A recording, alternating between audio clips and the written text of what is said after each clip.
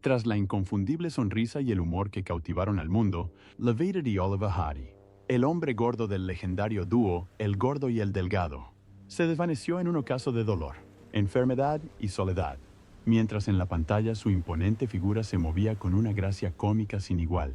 Fuera de los focos, se desarrollaba un drama silencioso y ruinoso, una historia que pocos conocían y que hoy, por primera vez, se revela en toda su cruda realidad. La historia de Oliver Baby Hardy, el hombre que nos enseñó a reírnos de los pequeños fracasos de la vida, es una oscura lección sobre el precio del éxito.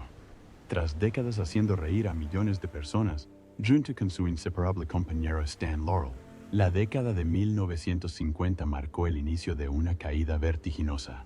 El estilo de vida de excesos que lo caracterizaba, con una dieta rica en grasas, alcohol y el humo constante de sus puros, empezó a cobrarse su precio. En mayo de 1954, la vida de Hardy dio un giro repentino y aterrador. Un leave fatal, el primer indicio de una muerte inminente, lo obligó a afrontar su propia mortalidad. La noticia conmocionó a Hollywood. El hombre obeso, que parecía tan invencible como las rocas de una montaña, había sido afectado por la enfermedad. Por primera vez en sus 62 años de vida, Hardy, conocido por su gran fuerza, hizo un esfuerzo sobrehumano para controlar su salud, dejó a un lado su dieta de excesos y se sometió a una rigurosa dieta para bajar de peso. El cambio fue rápido y drástico. En cuestión de meses, el hombre que pesaba casi 136 kilos había desaparecido, perdiendo más de 68 kilos. Esta transformación, aunque beneficiosa desde el punto de vista médico, dejó a amigos y colegas asombrados y preocupados. El hombre que todos conocían, ese gigante de la comedia con una presencia que llenaba cualquier escenario, se había convertido en una sombra de sí mismo, frágil y delgado. El mundo del espectáculo estaba conmocionado. Stan Laurel, su eterno compañero, fue uno de los más afectados. A lo largo de los años, en las cartas que escribió, Laurel insinuó que Hardy padecía un cáncer terminal. Aunque nunca se confirmó un diagnóstico oficial, los rumores en Hollywood eran implacables. La especulación corrió como la pólvora. La drástica pérdida de peso de Hardy no fue simplemente resultado de una dieta. Era la señal de una enfermedad mucho más siniestra. El velo de la tragedia se cernía sobre los últimos años de su vida. La historia de la pareja, el gordo y el flaco, no estaría completa sin mencionar su adicción al tabaco. Hal Roach, el productor de Old Life, solía bromear diciendo que la pareja fumaba tanto que parecían chimeneas de carga. Este hábito, casi un ritual para ambos, empeoró la ya frágil condición de Hardy. Décadas de inhalar humo de cigarrillo habían debilitado su corazón, sus pulmones y su resistencia en general. El punto de no retorno llegó el 14 de septiembre de 1956. Un ataque cerebral masivo arrebató del mundo al vibrante comediante que había sido Oliver Hardy. De repente, el hombre cuya voz y gestos habían hecho reír a millones de personas en todo el mundo se encontró postrado en la cama, incapaz de hablar ni moverse con normalidad. Durante meses, el genio del comediante, conocido por su sincronicidad y su impecable entrega, no pudo comunicarse. Un castigo particularmente cruel. A pesar de todo, el amor y la dedicación de su esposa, Lucille, no flaquearon. Ella se convirtió en su cuidadora, asegurándose de que estuviera lo más cómodo posible en casa. El hombre que antes dominaba con facilidad los sets de rodaje y tenía una presencia imponente, ahora estaba confinado a su cama, prisionero de su propio cuerpo. El declive continuó durante todo el año. A principios de agosto de 1957, Oliver Hardy sufrió 2 ataques cerebrales más en rápida sucesión. Su cuerpo ya no lo soportaba. El 7 de agosto de 1957, a los 65 años, entró en coma y finalmente falleció. La causa oficial de su fallecimiento fue una trombosis cerebral. La muerte de Oliver Hardy dejó un vacío en el mundo de la comedia y una profunda herida en el corazón de su compañero y amigo, Stan Laurel. Durante más de 30 años, fueron inseparables. Compartieron no solo la pantalla y los escenarios, sino también una profunda amistad. Para Laurel, Hardy no era solo un compañero de comedia. Era un hermano del alma. El dolor de Laurel era tan grande que su médico le aconsejó no asistir al funeral, temiendo que la carga emocional fuera demasiado para su ya frágil salud. Con dolorosa resignación, Laurel decidió no asistir. Más tarde, en un acto de amor y respeto hacia su amigo, dijo con calma, el bebé lo entendería. Estas palabras encapsularon la esencia de su vínculo, una relación basada en el respeto mutuo, el amor y la comprensión que trascendía incluso la muerte. Tras la muerte de Oliver Hardy, la preocupación de los fans se centró en sus bienes y su herencia, especialmente en la casa donde nació.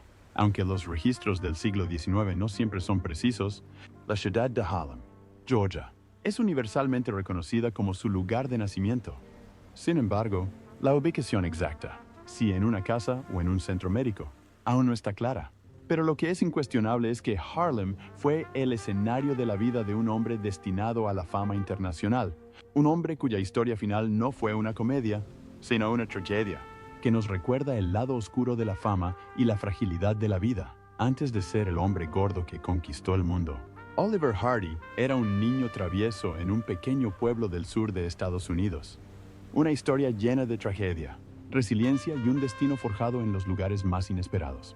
Hoy, el Museo y Centro de Acogida de Harlem mantiene viva la llama de su legado, un faro que guía a los visitantes hacia los humildes comienzos de una de las figuras más emblemáticas del cine mudo. La historia de Oliver Hardy es un claro ejemplo de que el talento no siempre nace en las grandes ciudades, sino que puede florecer en la fértil tierra de la sencillez. ¿Cuándo nació? En 1892. Harlem era un modesto pueblo sureño del condado de Columbia, a pocos kilómetros de Augusta. La vida era difícil, y la gente, incluida la familia Hardy, vivía con lo mínimo, arraigada en las tradiciones agrícolas y el comercio local. Su padre, Oliver Hardy Sr., veterano de la guerra civil y figura respetada en la comunidad, falleció trágicamente pocos meses después del nacimiento de Oliver. Esta dolorosa pérdida dejó a su madre, Emily Noville Hardy, sola a cargo de la crianza de su pequeño hijo. A pesar de las adversidades, esta tragedia forjó un vínculo inquebrantable entre madre e hijo que duraría toda la vida. Desde temprana edad, Oliver demostró una personalidad fuerte e independiente. Los informes de la época lo describen como travieso, rebelde y poco interesado en el aprendizaje formal. Sus maestros a menudo se frustraban por su falta de disciplina. Pero el joven Oliver tenía una pasión que lo consumía: la música, el canto y el mundo del espectáculo. Tenía un oído natural para el canto y una cálida y encantadora voz de barítono, habilidad que más tarde le serviría para triunfar en el vaudeville y el cine. Su madre, reconociendo su potencial, lo apoyó en todo lo posible, a pesar de las dificultades económicas que atravesó tras la muerte de su esposo. En 1891, la familia Hardy se mudó a Madison, Georgia, una pintoresca ciudad conocida por sus elegantes casas de antes de la guerra y por ser una concurrida parada de tren. Para Emily, la mudanza fue más que un simple cambio de hogar. Fue una oportunidad para empezar de cero y dar estabilidad a su familia. Con una fuerza increíble y un espíritu emprendedor, abrió una pensión cerca de la estación de tren, a la que acertadamente llamó la Casa Hardy. Este establecimiento no solo se convirtió en el sustento de la familia, sino también en el aula de Oliver. Ubicada cerca de la estación, la casa recibía un flujo constante de viajeros, empresarios, vendedores y caminantes. Madison era un hervidero de vida sureña, una mezcla de tradiciones ancestrales y el ritmo acelerado del comercio ferroviario. En este entorno, la Casa Hardy prosperó como centro de historias, conversaciones e interacción humana, mientras Emily proporcionaba comida, refugio y hospitalidad a los forasteros que pasaban. El joven Oliver observaba todo a su alrededor. Para un niño con buen ojo y un don natural para el humor, la pensión era una escuela única en su género. Los huéspedes llegaban con acentos regionales, gestos peculiares y cuentos pintorescos de toda Georgia y otros lugares. Escondido en un rincón o espiando por las puertas, Oliver estudiaba cada movimiento, cada palabra. Observó cómo un vendedor inflaba el pecho para llamar la atención, cómo un viajero cansado se desplomaba en su silla o cómo un huésped apretujado se preocupaba por detalles insignificantes. Estas observaciones, captadas por la mente de un joven genio, sembraron las semillas de la mímica, el ritmo y la comedia física que más tarde definirían sus actuaciones. La proximidad a la estación de tren intensificó esta formación, brindándole una visión de primera mano del teatro del comportamiento humano, con el ritmo de los silbatos, el movimiento del equipaje y el constante ir y venir de desconocidos. Años después, Los historiadores del cine comentaron con frecuencia la extraordinaria capacidad de Hardy para representar a la gente común con calidez y autenticidad. Esta habilidad no se aprendió en una escuela de interpretación ni en una clase de teatro. Se perfeccionó en la sala, en el comedor y en el balcón de la casa de los Hardy. La perseverancia de su madre, una mujer que dirigía sola un negocio en un pequeño pueblo a principios de siglo, dejó una huella imborrable en su hijo. Aunque su tamaño fue motivo de burla en su juventud, esta misma característica se convertiría más tarde en su sello más emblemático como artista. La historia de Oliver Hardy es un testimonio de que incluso en los entornos más humildes, el talento puede florecer y que las lecciones más valiosas a menudo se aprenden fuera del aula. Lejos de los sets de rodaje y las luces de neón de Hollywood, la verdadera historia de Oliver Hardy se tejió en el corazón de una pequeña ciudad sureña. Un lugar que no solo lo vio crecer, sino que también contaminó el genio cómico que lo llevaría a la fama mundial. Desde las lecciones de vida de su madre hasta la fascinación por las primeras películas, cada etapa de su adolescencia fue una prueba de inmortalidad. Tras la tragedia de la muerte de su padre, Oliver Hardy encontró en su madre, Emily Novell Hardy, el faro que lo guiaría. La vida en el pequeño pueblo de Madison, Georgia, era una escuela de vida. Ella no solo se encargaba de las tareas prácticas de la cocina, limpiando y atendiendo a los comensales, sino que lo hacía con una gracia y dignidad inquebrantables. Estos valores, grabados a fuego en la mente del joven Oliver, moldearon su carácter de forma indeleble. La reputación que Oliver Hardy se ganó en la industria cinematográfica, la de ser un hombre amable y bondadoso, alejado de los escándalos de Hollywood y que trataba a sus colegas con el máximo respeto, no fue casualidad. Fue el reflejo directo de la fortaleza y la bondad que su madre le inculcó durante sus años de formación en Madison. En 1903, cuando Oliver tenía 11 años, su historia dio un giro inesperado. Él y su madre se mudaron a Milledgeville, Georgia. En aquel entonces, la ciudad era un hervidero de historia y modernidad. La antigua capital de Georgia albergaba la prestigiosa Escuela Militar de Georgia y el inmenso Hospital Central del Estado. Milledgeville fue un lugar donde la tradición se fusionó con el cambio y se convirtió en el escenario perfecto para el desarrollo de la personalidad de Hardy. Mientras Emily continuaba su trabajo como anfitriona, el joven Oliver, que entraba en la adolescencia, se sentía cada vez más fascinado por el mundo. Los ritmos del pequeño pueblo le ofrecieron una infinidad de personajes para su particular comedia humana. Los comerciantes locales, los chismosos sentados en las barandillas, los políticos pronunciando discursos en la corte y los soldados marchando desde la escuela militar. Todos se convirtieron en parte de su vida cotidiana. Oliver observó, absorbió y catalogó sus acentos, gestos y peculiaridades. Estas impresiones quedarían grabadas en su memoria para resurgir posteriormente en sus actuaciones, donde una sutil expresión facial o un movimiento corporal podían contar una historia completa sin necesidad de una sola palabra. Fue también en Milledgeville donde floreció su pasión por el cine y la actuación. En aquella época, el cine mudo comenzó a conquistar Estados Unidos y los Nickelodeons. Los pequeños cines de barrio y los teatros modestos empezaron a aparecer incluso en las ciudades del sur. Para Oliver, la magia del cine era irresistible. Dijo que se saltaba las clases para pasar tardes enteras viendo películas mudas, a veces viendo el mismo cortometraje varias veces en un solo día. Su fascinación iba más allá del simple entretenimiento. Estudió los movimientos de los actores, el ritmo de la comedia y el poder de los gestos exagerados para contar una historia sin diálogos. Los habitantes de Milledgeville le ofrecieron un material cómico inagotable. En una ciudad donde las familias de clase alta convivían con los trabajadores, existía un amplio espectro de comportamientos humanos. Hardy aprendió a encontrar el humor en las contradicciones de la vida cotidiana. El hombre serio que tropezó en la acera, el oficial pomposo que se ponía nervioso cuando el viento le quitaba el sombrero, o la chismosa cuyos secretos susurrados nunca fueron realmente secretos. Estas observaciones le ayudaron a desarrollar un agudo sentido de la ironía y el ritmo que más tarde definiría su trabajo en el cine. Empezó a ver la comedia no como algo artificial, sino como un reflejo honesto de la vulnerabilidad humana. Aunque su interés por la educación formal era mínimo, su verdadera formación tuvo lugar en las calles de Milledgeville. También descubrió su talento para el canto, una agradable voz de barítono que le permitió actuar en eventos locales. En los años siguientes, Esta habilidad se reflejaría en las primeras bandas sonoras, donde combinó su humor con interludios musicales. En su adolescencia, Hardy ya cultivaba la personalidad de un animador nato. Amigos y conocidos le recordaban que podía hacer reír a los demás con un pequeño gesto o expresión, imitando con frecuencia a alguien de la ciudad con asombrosa precisión. Su físico, ya corpulento para su edad, realzaba su presencia. Aunque a veces le daba vergüenza, aprendió rápidamente a convertirlo en una ventaja, utilizándolo para la comedia exagerada. En Milledgeville, Oliver comprendió que lo que podía considerarse una limitación en la vida cotidiana podía convertirse en una ventaja en el escenario o en la pantalla. La década que Hardy pasó en Milledgeville también estuvo marcada por la independencia que forjó. En 1910, a los 18 años, ya era un joven inquieto y anhelaba algo más que el ritmo tranquilo de la vida de un pequeño pueblo.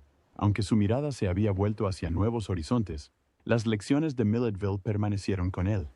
La ciudad le había dado un lugar privilegiado para observar la humanidad en todas sus formas, desde lo digno hasta lo absurdo. Su capacidad para traducir estas observaciones al humor se convertiría en una de las características definitorias de su carrera. En la década de 1930, Oliver Hardy se había consolidado como uno de los comediantes más queridos de Hollywood. Junto con Stan Laurel, se convirtió en un nombre familiar.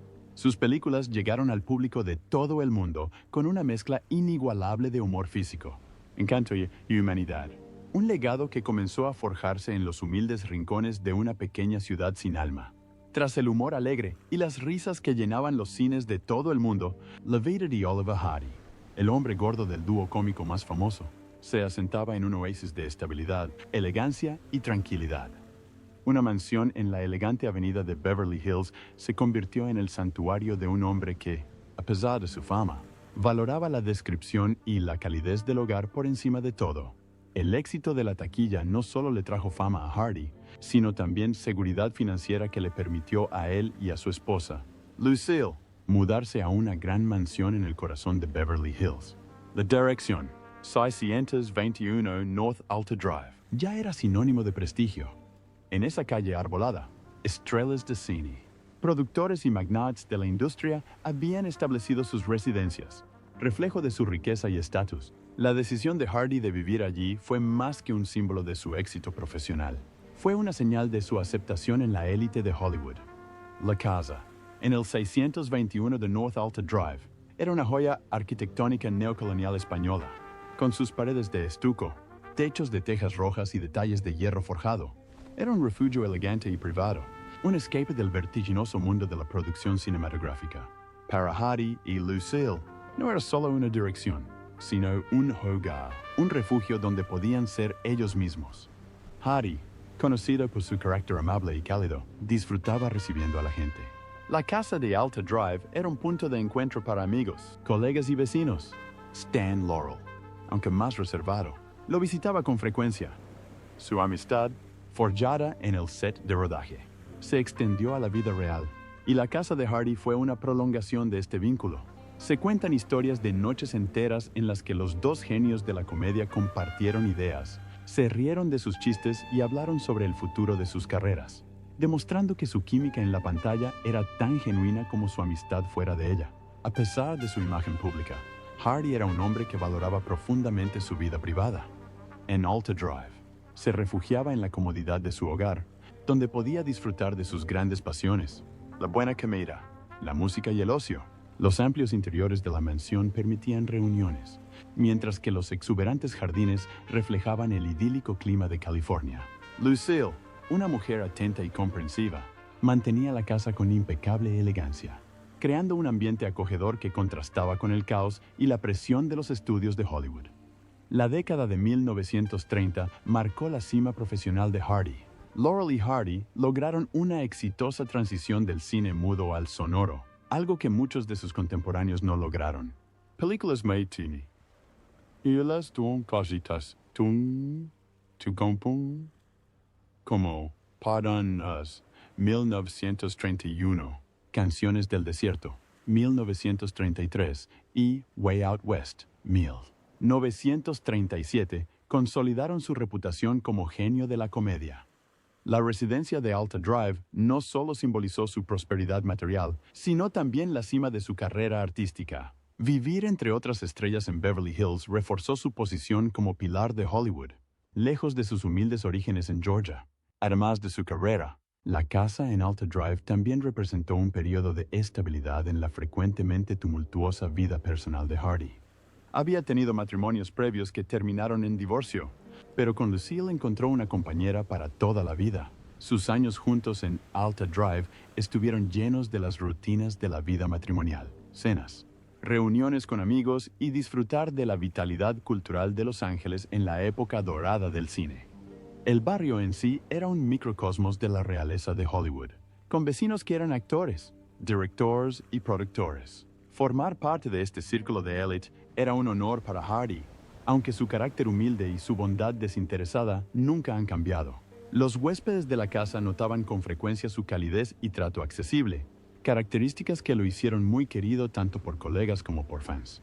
Antes del estallido de la Segunda Guerra Mundial, Hardy y Lucille hicieron otro cambio que reflejaba su prosperidad y su deseo de comodidad. Compraron una gran propiedad en la calle Magnolia, en Sherman Oaks, un barrio del Valle de San Fernando que se estaba volviendo popular entre los profesionales de la industria que buscaban lujo y privacidad lejos del corazón de Los Ángeles. La propiedad en la calle Magnolia era más que una casa. Era una propiedad diseñada para una vida de lujo y entretenimiento. Con jardines, piscina y espacios al aire libre. Aprovechaba el soleado clima de California. La propiedad también incluía una casa de huéspedes para amigos y familiares, así como establos, una referencia a la época en que la equitación aún era un pasatiempo popular entre la élite de Hollywood. Su diseño arquitectónico combinaba elegancia y originalidad, destacando por su estilo distintivo que mezclaba influencias mediterráneas con toques rústicos. Para Hardy, quien creció en una familia modesta en Georgia, esta residencia simbolizaba su largo camino y el éxito alcanzado. La piscina, en particular, era uno de los detalles más célebres de la propiedad, un símbolo tangible de que el chico de Georgia había alcanzado la cima. En la vida de Oliver Hardy, el hombre gordo del dúo cómico más famoso del mundo, las propiedades no eran solo residencias, sino escenarios de su vida, reflejos de su ascenso a la cima y, finalmente, de su melancólico ocaso.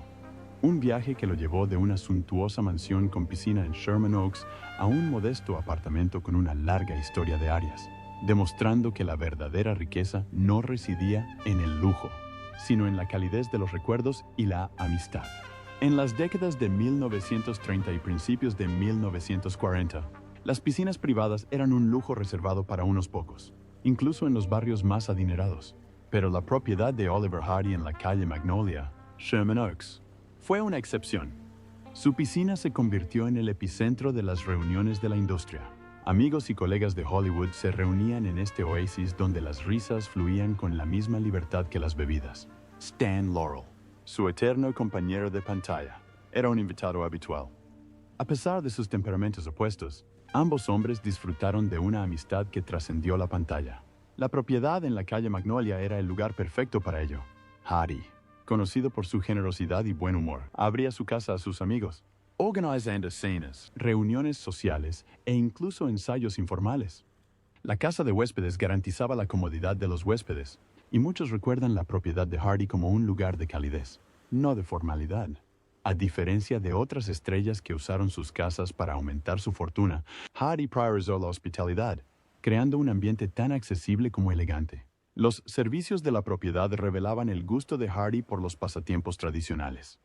La equitación era un pasatiempo popular entre las celebridades del sur de California, y Hardy, a pesar de su tamaño, disfrutaba de las actividades físicas. La presencia de los establecimientos le daba carácter a la propiedad, evocando una época en la que el Valle de San Fernando era todavía una zona semirural llena de estanques y ranchos, en lugar de carreteras y suburbios. La arquitectura de la casa era una combinación perfecta de encanto y practicidad. Mientras muchas estrellas optaban por mansiones ultramodernas y ostentosas, la propiedad de Hardy destacaba por su combinación de belleza y funcionalidad. Combinaba detalles del Renacimiento español, como arcos, tejas rojas y balcones sombreados, con la acogedora atmósfera de una casa de campo. La casa, como el propio Hardy, tenía personalidad. Era lo suficientemente imponente como para destacar, pero lo suficientemente cálido como para ser acogedor. La compra de la propiedad poco antes de la Segunda Guerra Mundial fue un testimonio del éxito de Laurel y Hardy. En aquel entonces, la pareja estaba en la cima de su popularidad mundial. Su capacidad para permitirse una propiedad así era el resultado de décadas de arduo trabajo. Pero la propiedad también se convirtió en un refugio en tiempos de incertidumbre. Mientras la guerra se cernía sobre el mundo, la retirada de Hardy de Sherman Oaks les ofreció a él y a Lucille un poco de paz y estabilidad. En vísperas de su muerte, Oliver Hardy se encontraba residiendo en los apartamentos Hillview de Los Ángeles, un edificio histórico con profundas raíces en los inicios de Hollywood. Construido en 1917 por el legendario productor Jesse Lasky, cofundador de Paramount Pictures. El Hillview fue diseñado para albergar a los actores que forjaron sus carreras en la incipiente industria cinematográfica.